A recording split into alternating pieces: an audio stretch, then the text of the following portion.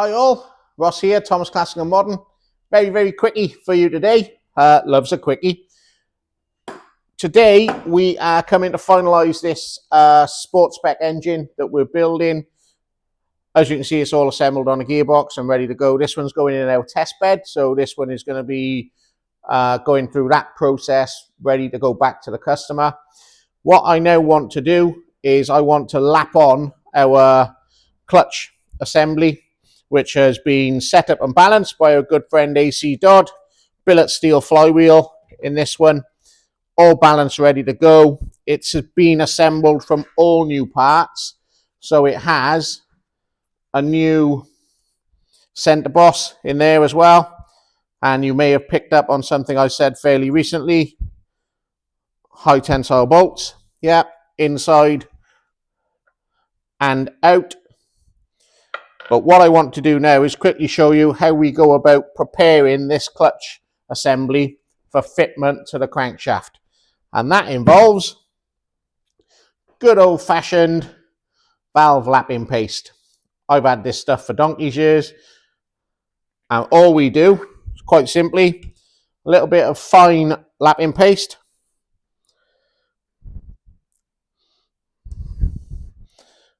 Rub it on the taper of the crank.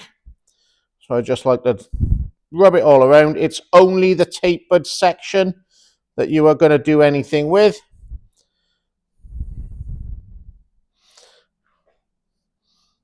Rub a little bit of that around.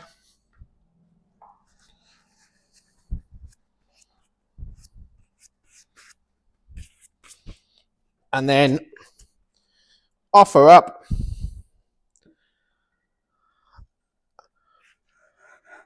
our clutch assembly, sit it on the taper so you know it's pushed back, and then lap it in as if you were lapping in good old-fashioned valves, really. So that's all we need to do. Just work that back and forth a little bit. You can hear it lapping. So you can hear the valve grinding paste doing what it's supposed to be doing. And that sound will eventually get less, so it'll sound less gritty and a little bit smoother.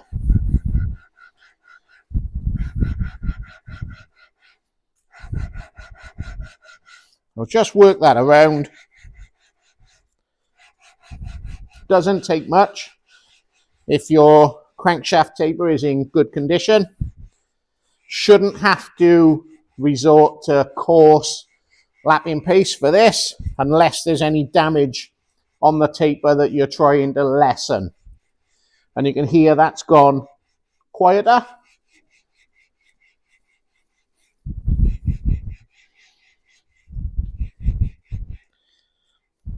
So we just work that on.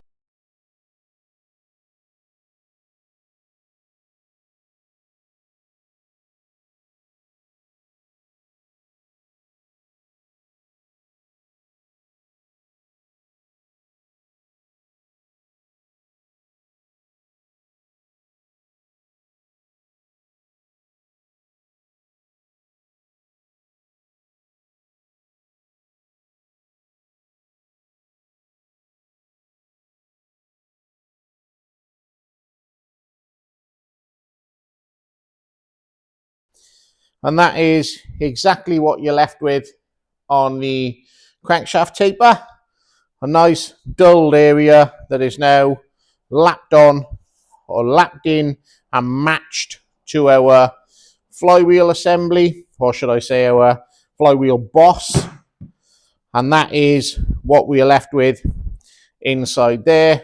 Again, now a nice matching surface so that both of those surfaces mate together lovely.